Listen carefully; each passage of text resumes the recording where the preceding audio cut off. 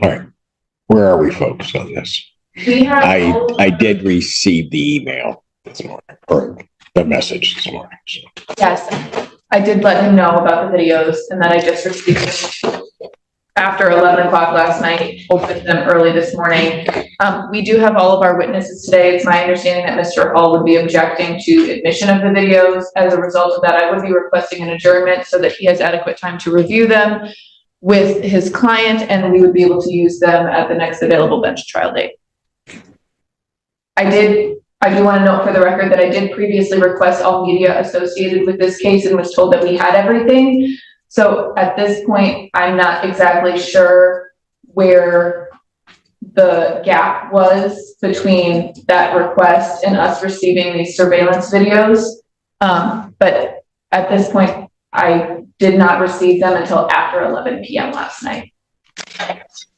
Your Honor, I received them at 8:30 this morning. Once Sister Counsel told me that they were in my inbox.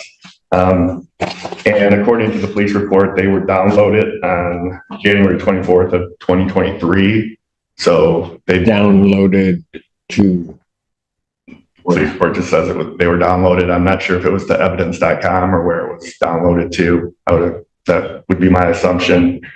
And this case has been going on for nearly 15 months. So I would also object to the adjournment. Your Honor, I checked evidence.com yesterday. I had 4 videos, actually, or 2 videos, I believe. I did not have the surveillance videos yesterday. And these, the description that the court got was that they're ring videos of, what are these videos? Yes. Ma'am, you can have a seat. No, you can sit right there. Okay, it's okay. They have to stand, but they're surveillance videos of the victim's home. From where? No, I mean, I guess I'm trying to figure out. It's surveillance videos, ring videos, which the ring systems are operated by the victim, equipped to his home, and includes video of the alleged conduct by the defendant.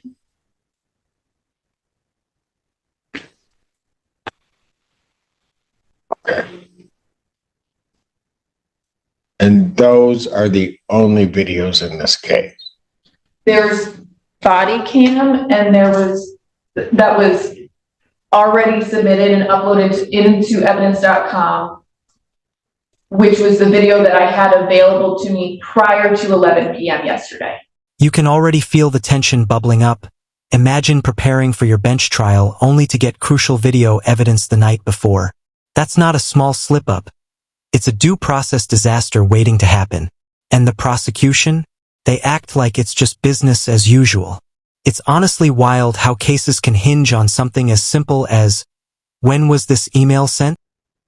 Well, that and, well, yes. And this case there was a plea offered and entered into at some point. And then that during the pre-plea version, that plea was pulled and it continued on the trial and a resolution was never reached.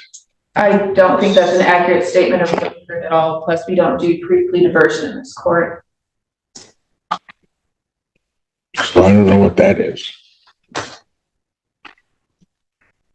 Maybe it was just a regular diversion.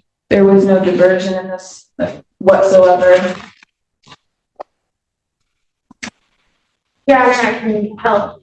This was a case where Patricia Reiser had offered, if she was to complete a mental health assessment and recommended recommendations of a therapist, along with do not violate the state law for 3 months and no contact with the brother for 3 months, that the case would be dismissed. My client did, or Miss Julian did do everything required under that. However, after it was completed, the plea was essentially pulled. She was no longer able to do that. Your Honor, we have been over this multiple times. There was no note of that offer whatsoever made. Well, I understand that, but it also wasn't discussed with the victim whatsoever. Well, that might be somebody else's issue. So And after, Was that offer given? Your Honor, I have not been able to confirm either way, but what I do know is we had went on to additional negotiations afterward where another offer was formally recommended, offered and discussed, and we had agreed on it. No. Your Honor, If the offer, so, Patricia Reiser, in the case, me and Morgan Barroso were on a Teams chat. She did confirm that the offer was there, and that was the offer on I think it was the second final settlement date. And Ms. Julian also did the psych evaluation. She completed it and a report was produced. And I do have that report available. I can print it off now if you'd like. That was not my understanding of the communication with Ms. Reiser. okay, so hold on a second, folks.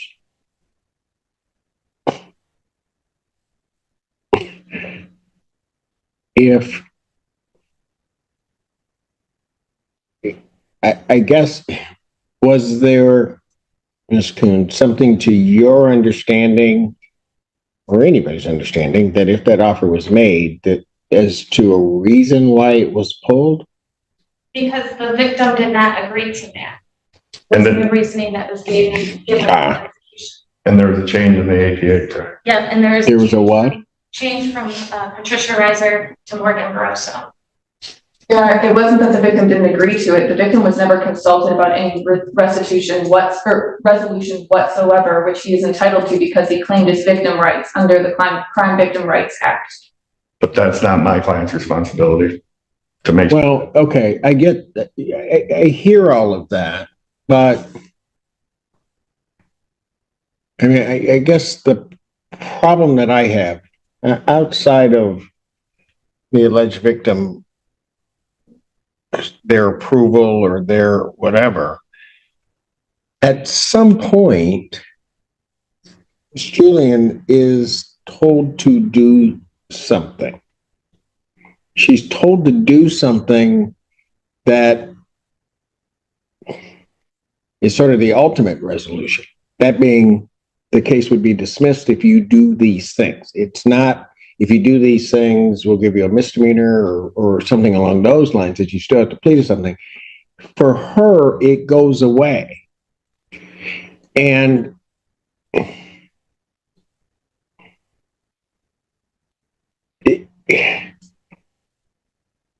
so then so from my understanding, and folks can correct me if I'm wrong, she does those things. Correct. At that point, then, I guess, the victim is contacted, the alleged victim is contacted, doesn't agree. And then and so then that offer doesn't happen. Now this is where it gets messy and kind of heartbreaking. The defense says the deal was clear. Mental health eval, no violations, no contact, case dismissed. And the defendant did all of it. But somehow, because the paperwork wasn't official enough or someone didn't hit reply all, that deal fell through. It feels like the system let everyone down here. There's something wholly wrong with that whole scenario. Your Honor, my understanding is not that the victim was contacted. It was that there was no documentation of that offer whatsoever. And the victim but Ms. Barroso, that's not my issue. My issue is that there was an agreement to do something. Defendant does it. Now, if on that side, what you needed to do wasn't done, that's a whole other thing. But I don't.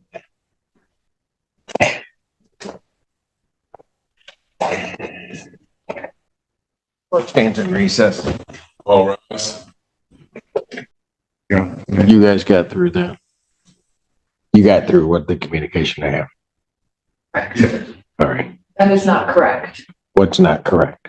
That she did not complete it. That what? That she did not complete it.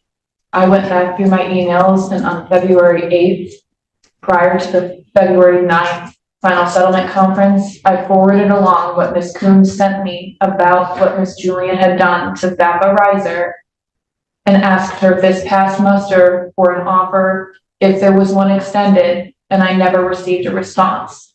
There was nothing from Ms. Riser. There was nothing documented about an offer. There was nothing documented about a dismissal in our file. Without anything documented in writing about an offer or a dismissal, we appeared the next day and we had the conversation in your chambers about how I didn't have any information about it, and without any confirmation, I did not feel it was appropriate to dismiss the case, so it was set for bench trial, especially with the victim being present on that day.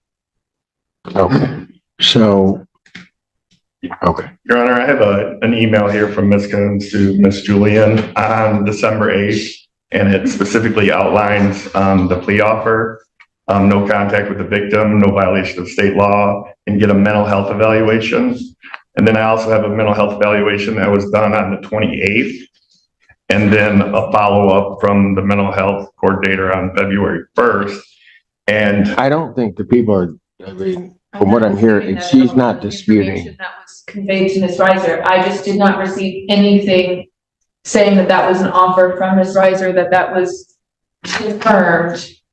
I understand that Ms. Coombs is saying that there was a Teams message on the day of final settlement. My understanding that Teams message was not explicit that was the offer that was extended. I did not understand it that way. Your Honor, if I can, I laid out the offer inside the Teams message and I said, can you confirm this is the offer? To which Ms. Riser replied, yes, that is the offer. To which Ms. Barroso had replied, the victim did not consent to that, and that was the issue.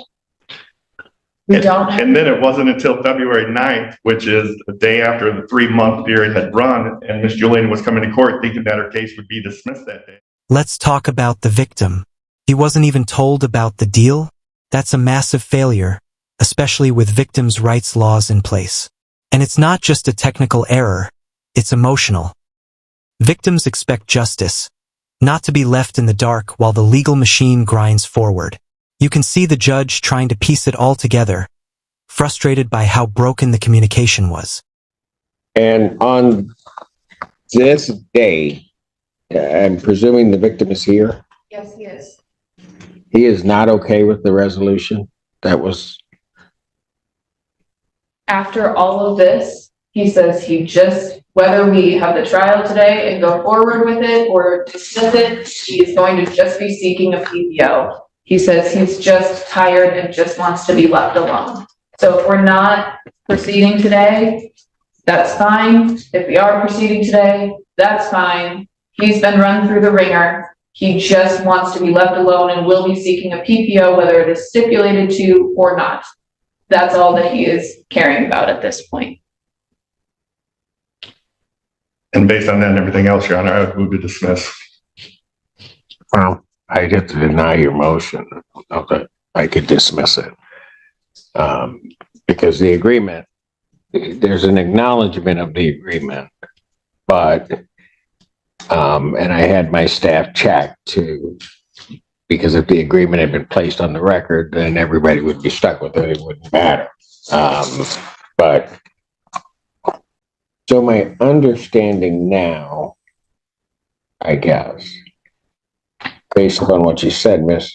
Barroso, is that the victim in the case is indicating exactly what Ms. Riser has said. They said that they just want to be left alone. That is the first time he has said that today. In all of my conversations with him and all of my advocates' conversations with him, I was speaking over the case. That is the first time I have heard that out of him. But at this point, he's now appeared 3 times. This moment hits hard. The victim says he's done, tired, wants a protection order and to be left alone. And honestly, you can feel that pain. Sometimes these court battles drag on so long that the people involved stop caring about justice and just want peace. It's heavy. You feel the burnout from every side. And he's done. Well, maybe, maybe not.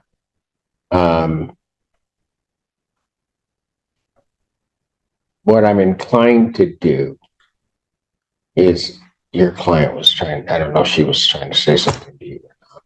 She may want to mute the microphone if she's saying something. They haven't had contact in over a year and a half, so it's not like, she's stalking him or trying to get a hold of him. She doesn't want contact with him either. Night talk? No? Well, here's what I'm inclined to do, folks. What I'm inclined to do, and I will be very careful how I say this, but I'm inclined to disallow the evidence that was just provided and exclude it from any trial and just proceed to trial on the matter if the parties can't come to some resolution. In doing that, I want to make it very clear that I'm doing that because defense counsel just got that information, but in no way am I making that ruling attributing that there was any indication that the Pittsfield Department of Public Safety or Officer Richler was attempting to try to not provide that information. And I say that because this officer's been before me for a couple decades, maybe. I don't know. 20. So right after I started. So in a quarter century. Anyway, and has always been forthright, would not engage in anything to withhold anything. I would see it as being an error, but that error in terms of it happening and then ultimately getting corrected has inured to what may be a not a benefit to the defendant, and certainly may cause, so I haven't seen the tape, so I don't know, but may cause some issue. So what we'll do is I won't allow it. The judge makes a call, no last-minute videos and no blame on the officer. It's about fairness. And that's what courtroom justice is supposed to protect, right? Even if it means leaving out evidence. He acknowledges the trust he has in law enforcement, but still prioritizes a fair shot for the defense. That balance is what real judging looks like. Okay. Thank you, folks. Thank you for your time.